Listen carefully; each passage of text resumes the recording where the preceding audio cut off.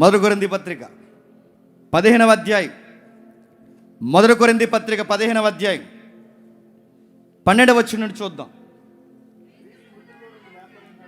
క్రీస్తు మృతుల్లో నుండి లేపబడి ఉన్నాడని ప్రకటింపబడుచుండగా మీలో కొందరు మృతుల పునరుద్ధానము లేదని ఎట్లు చెప్పుచున్నారు. మృతుల పునరుద్ధానము లేని ఎడల క్రీస్తు కూడా లేపబడి ఉండలేదు. మరియు క్రీస్తు లేపబడి ఉండని ఎడల మేము చేయు ప్రకటన వ్యర్థమే, మీ విశ్వాసము వ్యర్థమే. దేవుడు క్రీస్తును లేపునని ఆయన గూర్చి మేము సాక్ష్యము చెప్పి ఉన్నాము కదా. మృతులు లేపబడని ఎడల దేవుడు ఆయన లేపలేదు గనుక మేమును దేవుని విషయమే ఆ తీర్పులు చెప్పిన పునరుద్ధాన విషయమై అబద్ధపు సాక్షులుగా అగపడుచున్నాము. మృతులు లేపబడని ఎడల క్రీస్తు కూడా లేపబడలేదు. క్రీస్తు లేపబడని ఎడల మీ విశ్వాసము వ్యర్థమే, మీరు పాపంలోనే ఉన్నారు. అంతేకాదు క్రీస్తునందు త్యాగాలు చేసి యాగాలు చేసి కష్టాలు పంచి డబ్బిచ్చిన వారందరూ నశించిరి. ఆ రోజుతోనే ఆయనకు ఫుల్ స్టాప్, ఇంకేమీ లేదు మాట్లాడుకోవడానికి అన్నాడు. అంటే ఇలాంటి విచిత్రమైన భాష ఆ రోజుల్లోనే వాడాడు. మీరు జాతికి విభజించండి ఎన్ని మాట్లాడుతున్నాడో. ప్రభు అయిన యేసుక్రీస్తు వారి పునరుద్ధానం నిజం కాకపోతే మా బోధ యూజ్లెస్ అన్నాడు. ఈ 6 రోజులు మీకు బోధించిన బోధ అంతా యూజ్లెస్. రెండోది, మా కష్టము యూజ్లెస్. ఇంకా క్రీస్తునందు విశ్వాసము వ్యర్థమంటున్నాడు. ఇంకా క్రీస్తునందు ఖర్చు చేస్తున్న ఖర్చులు వ్యర్థమంటున్నాడు. ఇంకా క్రీస్తుని నమ్ముకున్న వారు త్యాగాలు వ్యర్థమంటున్నాడు. ఇంకా అసలు క్రీస్తునందు ఉన్న నమ్మకమే వ్యర్థమంటున్నాడు. హతసాక్షులు వ్యర్థమంటున్నాడు. ఇదంతా వ్యర్థం. నమ్మకండి, టైం వేస్ట్ చేయకండి. ఇక నచ్చిన వాళ్ళు ఎలా నచ్చితే ఇంకా అలా బతికేయండి, ఇంకా అది బెటర్గా అంటున్నాడు. ఇక మీరు పాపంలో ఉండండి. క్రీస్తు లేపబడకపోతే పాపం అంటే ఏంటో తెలియదు. క్రీస్తు లేపబడకపోతే పాపానికి ఆరోపణ లేదు. క్రీస్తు లేకపోతే అసలు పాపము అని చెప్పడానికి ఒక స్కేల్ లేదు. ఇది తప్పు అని ఒప్పు అని చెప్పడానికి స్కేల్ లేదు. అసలు మరొక జీవితం కొరకు ఒక ఆధారం లేనప్పుడు తప్పైదేటి ఒప్పేటైతే నచ్చినట్టు పోతాం, ఎవరి కొంపుల్లోకి అలా దూరుతాం, ఎలా పడితే అలా ఉంటాం, ఎలా పడితే అలా తిరుగుతాం అని అడుగుతున్నాను. ఇదంతా ఏంటి?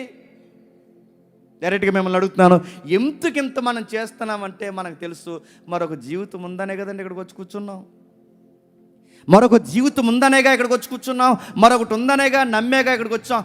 అదే లేకపోతే ఇప్పుడు మీరు అనుకోవచ్చు, చాలామంది తెలియకుండా ఏమనిస్తారంటే మరో జీవితం ఉందన్న నమ్మకం ఏ మతంలో లేదు, మరో జీవితం ఉందన్న నమ్మకం ఎక్కడా లేదని అనకండి. చాలా మతాలు ఉన్నాయి మరో జీవితం ఉందని నమ్మేది, మనం ఒక్కరమే కాదు.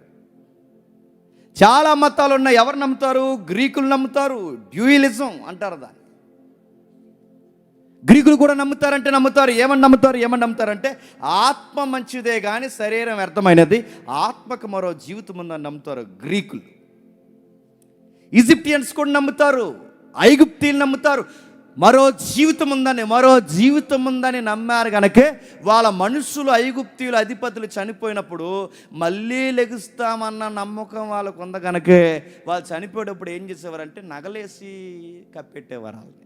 వాళ్ళని ఫరోస్ బంగారం పక్కనెట్టేవారు, వజ్రాలు పక్కనెట్టారు. అందుకే మమ్మీల కోసం ఈ రోజుకు తవ్వుతుంటారు, ఎందుకు ఏదో ఒక వజ్రం దొరుకుతుందని.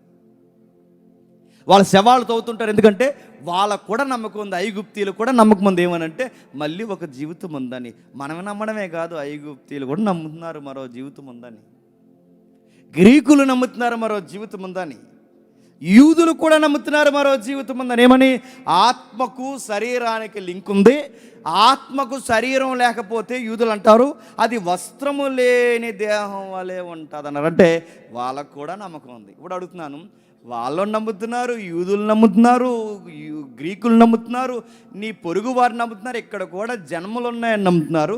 ఇంతమంది నమ్ముతున్న దానికి వాళ్ళకి నీకు డిఫరెన్స్ ఏంటి చెప్పాలి? యూదులు నమ్ముతున్నారు మరో జీవితం ఉందని, నువ్వు నమ్ముతున్నావు, వాళ్ళకి నీకు తేడా ఏంటి? గ్రీకులు నమ్ముతున్నారు, నువ్వు నమ్ముతున్నావు, వాళ్ళకి నీకు తేడా ఏంటి? మనోళ్ళు చాలామంది నమ్ముతున్నారు, వాళ్ళకి నీకు తేడా ఏంటి? ఈజిప్టియన్స్ నమ్ముతున్నారు, అందుకే బంగారం కూడా పెట్టుకుని, వజ్రాలు కూడా పెట్టుకుని నిద్రపోయారు. మళ్ళీ లేచినప్పుడు మళ్ళీ పేదోలుగానే అయిపోతాం, మళ్ళీ డబ్బులు ఉండాలిగా లేచినప్పుడు అని చెప్పి ఆ జీవితానికి ఇప్పుడే డబ్బులు దాచుకుని నిద్రపోయారు వాళ్ళు. అందుకే బంగారంతో పడుకున్నారు వాళ్ళు. కొంతమంది ఏం చేస్తున్నారంటే మరో జీవితం ఉంటుంది అనుకున్నారో మరి ఏంటో అనుకున్నారో నాకు తెలియదు, కానీ కొంతమంది హీరోయిన్స్ చనిపోతే వాళ్ళకి మేకప్ వేసి పడుకోబెడుతున్నారు. అంటే మరి మళ్ళీ వేసినప్పుడు మేకప్ ఉండదు అనుకున్నారు ఏంటో. లిఫ్ట్కి వేసారు ఆవిడకి, ఎవరైనా అడగండి, దేవి వద్దులే. చాలామందిని అడుగుతున్నారు, ఇలాంటివన్నీ నమ్ముతున్నారు కదా. ఇంతమంది నమ్ముతున్నారు, గ్రీకులు నమ్ముతున్నారు, యూదులు నమ్ముతున్నారు, ఇంకా ఇదిగో ఐగుప్తీలు నమ్ముతున్నారు, మనోళ్ళు నమ్ముతున్నారు, ఇంతమంది నమ్ముతున్నారే. ఇంతమందిలో వాళ్ళెవ్వరికీ లేనిది నీకున్నది ఏంటో తెలుసా? ఆధారము. ఏంటది? ఆధారం. యూదులు నమ్ముతారు, యూదులకి మరో జీవితం ఉందనడానికి ఆధారం ఉందా? లేదు. ఐగుప్తీలు నమ్ముతారు, ఐగుప్తీలకి మరో జీవితం ఉందనడానికి ఆధారం ఉందా? No evidence. యూదులకు లేదు, గ్రీకులకు లేదు. గ్రీకులకి మరో జీవితం ఉందనడానికి ఆధారం ఉందా? థియరీ, ఫిలాసఫీ ఉందా తప్ప వాళ్ళకి ఎవిడెన్స్ లేదు. యూదులకు లేని ఎవిడెన్స్, ఈజిప్టియన్స్కి లేని ఎవిడెన్స్, జూయిస్కి లేని ఎవిడెన్స్, క్రిస్టియన్స్కున్న ఎవిడెన్స్ ఏంటి? నువ్వు నమ్మిన ప్రభు తిరిగి లేచాడు, అదే ఎవిడెన్స్. కానీ ఆ రోజు అన్నారు అది ఎవిడెన్స్ కాదు, ఫేక్ న్యూస్ అన్నారు. ఇప్పుడు మళ్ళీ మొదటికి వచ్చాం. అది నిజమా అబద్ధమా అని ఎలాగా ప్రూవ్ చేయడం? అది నిజమా అబద్ధమని దాన్ని ఎలా తేల్చడం? అది నిజమా అబద్ధమని ఎలా తేల్చడం? ఇప్పుడు ఆయన్నే ఎవిడెన్స్గా చూపిస్తున్నాం. ఆయన ఒకవేళ ఫేక్ అయితే, నిజంగానే శిష్యులు వచ్చి ఆయన శవాన్ని ఎత్తుకెళ్ళిపోయి ఒక పునరుద్ధానం అనే నాటకం ఆడున్నదే నిజమైతే, ఈ సెమినార్ ఏంటి? ఈ సెట్టికి 3 లక్షలు ఎందుకు? 3 లక్షలు ఏంటండి దీనికి? ఈ 3 లక్షలు ఎందుకు? ఈ సెమినార్కి ఇన్ని ఖర్చులు ఎందుకు? ఇప్పుడు ఇంకా లెక్కలు తేలిని నా జేబులోంచి వెళ్ళిన ఇప్పుడు ఖర్చు ఇప్పుడు వరకు 13 లక్షలు చిల్లరే, ఇంకా కట్టాల్సిన ఉన్నాయి. అయిపోయింది 13 లక్షలే అనుకోకండి, ఇంకా చాలా ఉంది కట్టాల్సిన, ఇంకా చాలా ఉంది. ఇప్పుడు 13 లక్షలు దాచుకుంటే ఎన్ని డబ్బులు అండి? ఇన్ని డబ్బులు నడుతుంది, ఇంత ఖర్చు, ఇంత వ్యవహారం, ఇంత సమయము. మీరు ఎవరో తెలియదు, ముక్కు మొగలు ఎక్కడో బెంగళూరు అంటున్నారు, కర్ణాటక బోర్డర్ అంటున్నారు, ఒడిశా బోర్డర్ అంటున్నారు, ఎక్కడెక్కడో ప్రకాశం జిల్లా అంటున్నారు, మారుమూర ప్రాంతాలు అంటున్నారు, చిత్తూరు అంటున్నారు, రాయగఢ అంటున్నారు, రాయలసీమ అంటున్నారు, అనంతపురం అంటున్నారు, కర్నూలు ఎక్కడో ఆ లోపల ప్రాంతాలు చెప్తున్నారు. ఎంతమంది అన్నీ మానుకుని ముక్కు మోకం చూడకుండా వచ్చేసరే మమ్మల్ని చూసి కాదు, మేము పెద్ద అందగాలమని కాదు, మీరు ఎందుకు వచ్చారంటే క్రీస్తును ప్రకటిస్తున్నాము, నచ్చుతున్నాం. ఇప్పుడు ఆ క్రీస్తే ఫేక్ న్యూస్ అయితే ఏంటి కథ? ఆ క్రీస్తే అబద్ధమైతే, మళ్ళీ ఆ క్రీస్తే అబద్ధమైతే ఏమన్నాడు తెలుసా? క్రీస్తే అబద్ధమైతే బ్రౌన్ కమ్ అని ఒక జర్మన్ స్కాలర్ ఏమన్నాడు చూడండి, అది చూపించి తమ్ముడు ఒకసారి. బ్రౌన్ అనే ఆయన ఏమన్నాడు చూడండి, ఆయన ఏమని మాట్లాడాడు? ఆ జర్మన్ ఫిలాసఫర్ ఏమంటున్నాడు చూడండి. పునరుద్ధానం అనేది, క్రీస్తు యొక్క జీవితం అనేది అబద్ధమైతే ఆయనే ఆ పునరుద్ధానం అనేది అబద్ధమైతే 4 సువార్తలు కట్టు కథలు అన్నాడు. నమ్మకండి అయ్యా, చదవకండి, టైం వేస్ట్ అన్నాడు. ఇది అబద్ధమైతే 4 సువార్తలకు అర్థాలు లేవు, అది రాసుకున్న వారికి బుర్రలేదు అన్నాడు. ఇంకేమన్నాడంటే అసలు న్యూ టెస్టమెంట్ అన్న దానికి ఒక అర్థం లేదు, పత్రికలకు అర్థం లేదు, ఇంకా సంఘము అనే పదానికి అర్థం లేదు, ఇంకా ప్రార్థనలు అనే దానికి అర్థం లేదు, ఇంకా అసలు క్రైస్తవ్యం అనే పదానికి అర్థం లేదు, ఇంకా ఏంటి మరో జీవితం అనే పదం ఎత్తడానికి వాళ్ళకి అర్హత లేదు అన్నాడు. బ్రౌన్ అనే ఆయన చాలా చాలా ఓపెన్ స్టేట్మెంట్ ఇచ్చాడు ఆయన. ఇంకా ఏమన్నాడు? ఇదిగో ఇవన్నీ పత్రికల వ్యర్థం, ప్రకటన గ్రంథం అనేది అది ఒక దర్శన గ్రంథం అని పేరెట్టడం వ్యర్థం. అసలోడే బూటకమైతే ఇక వెనకాల రాసిన వాళ్ళు కథ అంతా ఏంటి? అందుకే మాట్లాడుతున్నాడు ఇదంతా వ్యర్థము. ఎందుకు? మళ్ళీ ప్రశ్న మొదలుకు వచ్చింది, ఇంతకీ నిజమంటారా అబద్ధం అంటారా? నిజమా అబద్ధమా? శిష్యులు ప్రకటించారు ఏమని? ప్రభు లేచాడు, ప్రభు లేచాడు, ప్రభు లేచాడు, ప్రభు లేచాడు, ప్రభు లేచాడు. అడుగుతున్నాను, ప్రభు లేచాడని శిష్యులు ప్రకటించడమే కాదు, మరో జీవితం ఉందని శిష్యులు ప్రకటించడమే కాదు, పాత నిబంధన నుంచి ఛాయలు ఉన్నాయి లేదా?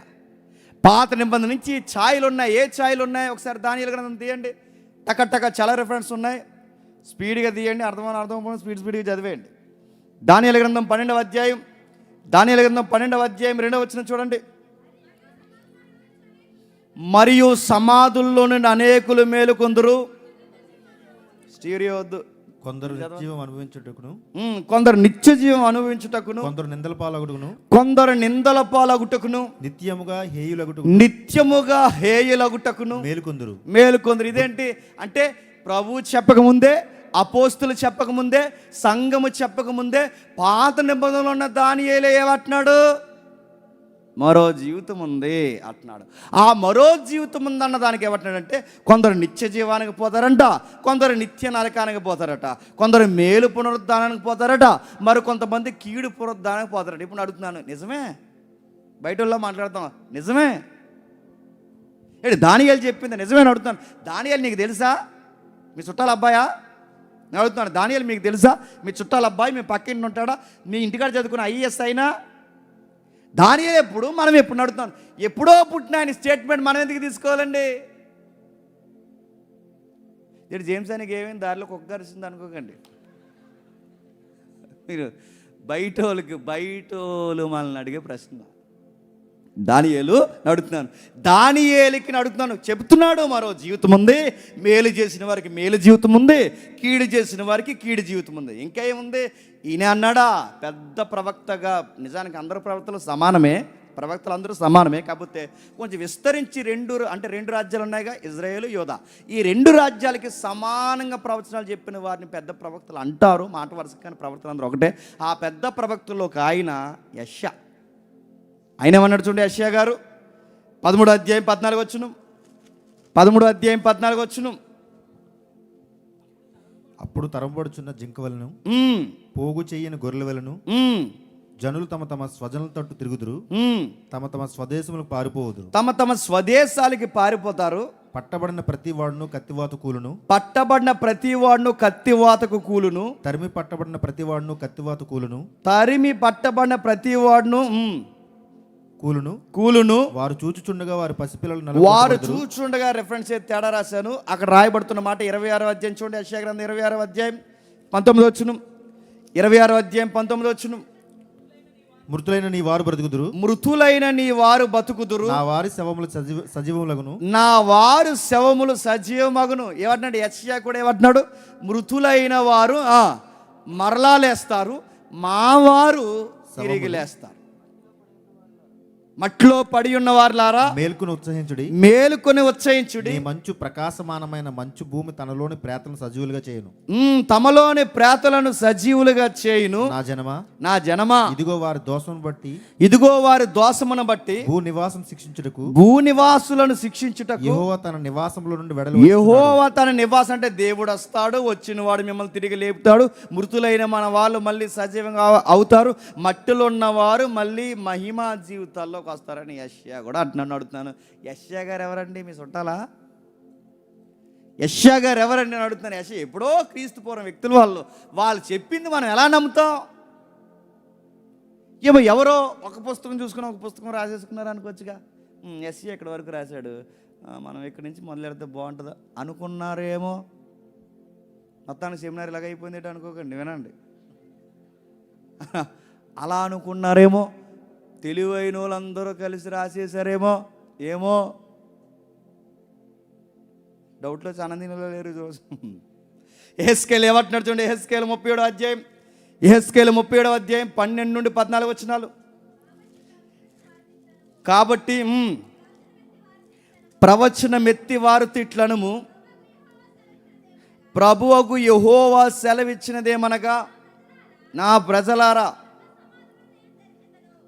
సమాధులు నేను తెరిచెదను, సమాధుల్లో నుండి మిమ్మల్ని బయటికి రప్పించెదను. ఇశ్రాయేలు దేశంలోనికి తోడు ఎవరిని కదపండి. బైబిల్లో ప్రవక్తలు అందరూ ఏమంటున్నారండి? మనుషులు బతుకుతారు, మనుషులు లెగిస్తారు, మళ్ళీ చూస్తారు, మనుషులు లెగిస్తారంటే మరొక జీవితం కొరకు ఏదో పక్షాన చూసాయిగా మాట్లాడుతూనే వచ్చారండి వీళ్ళు. చాలా నిగూఢమైన సత్యాలు మాట్లాడుతూనే వచ్చారు. అక్కడ తాగిపోయారా? ఆ యెషయా పునరుద్ధానం కోసం మాట్లాడితే ఏమంటాడు తెలుసా? ఇదిగో ఆ రాజు రాబోతున్నాడు, ఆయన దెబ్బలకి నవ్వులు పాలవుటకు ఆయన అప్పగిస్తారు, ఆ రాజు మళ్ళీ ఆ లేత మొక్క సిగురిస్తాదని రాశాడు. ఇంకా ఎన్నో విషయాలు రాసుకొచ్చాడు. ఇంకేమన్నాడు? ఆ కీర్తన గ్రంథం చూడండి, కీర్తన 16వ కీర్తన, చాలా వచనాలు జాగ్రత్తగా వినండి. 16వ కీర్తన 10-11 వచనాలు. ఎందుకనగా నీవు నా ఆత్మను పాతాళంలో విడిచిపెట్టవు, నీ పరిశుద్ధిని కుళ్ళిపట్టనివ్వు, జీవ మార్గమును నీవు నాకు తెలియజేసేదవు. ఈయనెవరు? దావీదు గారు. మళ్ళీ అడుగుతున్నాను, దావీదు గారు ఎవరు? మీ చుట్టాలా? దానియేలు గారు ఎవరో మనకు తెలియదు. చెప్పండి. యెషయా గారు ఎలా ఉంటారో తెలుసా మీకు? నల్లగుంటాడు, తెల్లగుంటాడు, పొడవుంటాడా తెలుసా? తెలియదు మనకి. దాన్ని అడుగుతున్నా. ఇప్పుడు దావీదు గారు ఆయన ఎలా ఉంటాడో, చాలామంది దావీదు గారు అనగానే ఓ పిక్చర్ ఉంటుంది అంటున్నాను. ఎలా ఉంటాడో తెలుసా మనకు? చూసామా? వీళ్ళు ఎవరండి అని అంటున్నాను. వీళ్ళ మాటలు మనం ఎందుకు నమ్మాలండి? అప్పుడప్పుడు యూట్యూబ్లో వీడియోలు పెడుతున్నారు, ఎక్కడో విదేశీ లేదో రాసుకున్నారా, స్వదేశం ఉన్నది మీరు నమ్మకుండా ఎక్కడున్నది నమ్ముతారు. అదే తీరా నమ్ముతారు మీరు? ఇలాంటివన్నీ మాట్లాడుతున్నారు. ఇదిగో ఇక్కడ దావీదు అంటున్నాడు, ఏమంటున్నాడు అంటే, ఇదిగో అనేక విషయాలు మాట్లాడుతున్నాడు. కుళ్ళు బట్టి నువ్వు నన్ను మళ్ళీ తిరిగి లేపుతావు. ఇదే మాటన ఆ చేపలు పట్టిన వారిలో సీనియర్ ఎవరైతే ఉన్నారో ఆ పేతురు గారు తిరిగి లేచి ఏమన్నాడంటే, దావీదు గారు అన్నమాట ఎవరి కోసమే కాదు, మనం నమ్ముతున్న నజరేయుడైన యేసే, అందుకే అది దావీదు కొరకు కాదు, దావీదు ఇంకా తిరిగి లేవలేదు కాబట్టి దావీదు శరీరం నేటికి మన మధ్య ఉన్నది కనుక, ఆయన శరీరం ఇంకా కుళ్ళిపోయే ఎముకలు మన మధ్య ఉన్నాయి కనుక అది దావీదు కోసం చెప్పుకున్నది కాదు, అది నజరేయుడైన యేసు కోసమే చెప్పుకున్నది. ఇది మీరు నమ్మండి అని ఈ రెఫరెన్స్ ఎవరు జీవిస్తున్నారు? అపోస్తుల కార్యంలో 2వ అధ్యాయంలో చదవకండి. అపోస్తుల కార్యం 2వ అధ్యాయం 27 వచనంలో ఇదే రిఫరెన్స్ పేతురు గారు చూపిస్తారు. నేను అడుగుతున్నాను, ఆ రోజులకి అది దావీదు గారు రాసుకున్నారు, అది దావీదు గారి కొరకు కాదు, నజరేయుడైన యేసు కొరకు, ఆ యేసునే మేము ప్రకటిస్తున్నామని చెప్పారు. నేను అడుగుతున్నాను, ఆ రిఫరెన్స్ దావీదుకి నెరవేరకపోయేసరికి ఆ లూఫోల్ రిఫరెన్స్ తెచ్చి, బాగా వినండి, బయటల్లో మాట్లాడుతున్నాను, ఆ లూఫోల్ రిఫరెన్స్ తెచ్చి ఇక్కడ తగిలించేసి ఈయన జాగ్రత్తగా ఈయన శవాన్ని మాయం చేసేసి ఆ రిఫరెన్స్ ఈయనకి తగిలించేశారేమో. అర్థమవుతుందా? వెళ్ళిపోవాలనిపిస్తుందా? చెప్పండి. ఏమో అడుగుతాను. వ్యర్థమైపోతే, మన విశ్వాసం వ్యర్థమైపోతే భూమి మీద మళ్ళీ చెప్తున్నాను, మనకంత ఇంకా అమాయకులు. చెప్పండి. ఒకవేళ క్రీస్తు అనే విశ్వాసం బూటకమైతే ఈ ప్రపంచంలో అత్యధికమైన తింగరలు ఎవరు చెప్పనా? పిల్లల్ని వదిలేసి, చెప్పండి, ఉద్యోగాలు వదిలేసి, 6 రోజులు మీ ఊరు వదిలేసి వచ్చారు చూసారా, ప్రపంచంలో అంతకన్నా తింగరలు ఎవరు చెప్పండి. ఈ సెమినార్కి వచ్చిన వాళ్ళు అవుతారు. బుద్ధుందరా? ఎవడన్నా పండగకి 4 ఊర్లు వెళ్ళి సెలవులు తిరిగి అలా గోదరగొట్లు ఆ బీచ్లు తిరిగి వస్తారు పిల్లలు పోయి. ఆ బైబిల్ సెమినారా మీకు? అక్కడ పోయి కూర్చుంటారా? పిచ్చి పట్టిందిరా మీకు అని. ఇప్పుడు వాళ్ళ మాటలు రైట్ అయిపోవండి, వాళ్ళ మాటలు నిజాలు అయిపోవండి. ఆరోగ్యాలు పాడు చేసుకుంటున్నాం, నిద్రలు పాడు చేసుకుంటున్నాం, గుంటలు పడిపోతున్నాయి, ఇక్కడ కూర్చున్నాడు, ఇదంతా వ్యర్థమైపోదండి. ఇంకా ఏముంది? ఇంకేం చెప్తున్నారు చూడండి. అది యెషయా గారు 53వ అధ్యాయంలో చెప్పాడు. ఇదే యెషయా గారు చెప్పిన మాటనే కొరింథీ పత్రికలో పౌలు గారు కోట్ చేశారు. అక్కడ దాగిపోయారా? స్వయంగా, బాగా వినండి, స్వయంగా ప్రభు అయిన యేసుక్రీస్తు వారు ఏమన్నాడంటే, నేను మరణిస్తాను, 3వ దినాన్న తిరిగి లేస్తాను అన్నాడు. ఇప్పుడు చెప్పండి, ఇంక సవాళ్ళు అండి, సేల్ రిఫరెన్స్ ఉన్నాయి, 100 రిఫరెన్స్. ఇది నిజమే కదా చెప్పని టెన్షన్ చేస్తుంది అనుకోండి. ఎందుకు ఇది నిజమా అబద్ధమా? ఇది జరిగిందా జరగలేదా?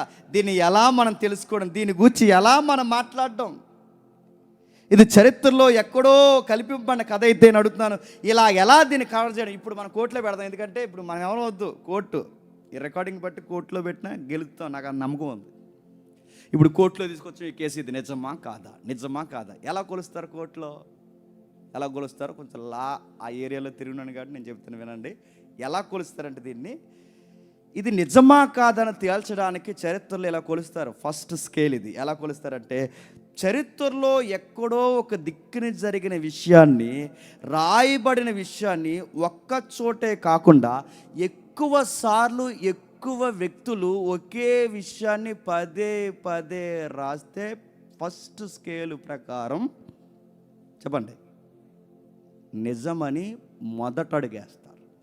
మరలా ఆర్గ్యుమెంట్ ఎలా చేస్తారంటే, ఒక విషయాన్ని ఎక్కడో మూలన జరిగిన విషయం అయితే అది చరిత్ర ప్రకారం నిజమా అబద్ధమని ఎలా కొలుస్తారంటే, ఒకటి కన్నా ఎక్కువ సార్లు ఒకే విషయం రాయబడినా, ఒకరికన్నా ఎక్కువ వ్యక్తులు ఒకే విషయాని కోసం రాస్తే చరిత్రలో ఆ విషయం నిజమని పండితులు ధృవీకరిస్తారు అని అడుగుతున్నాను.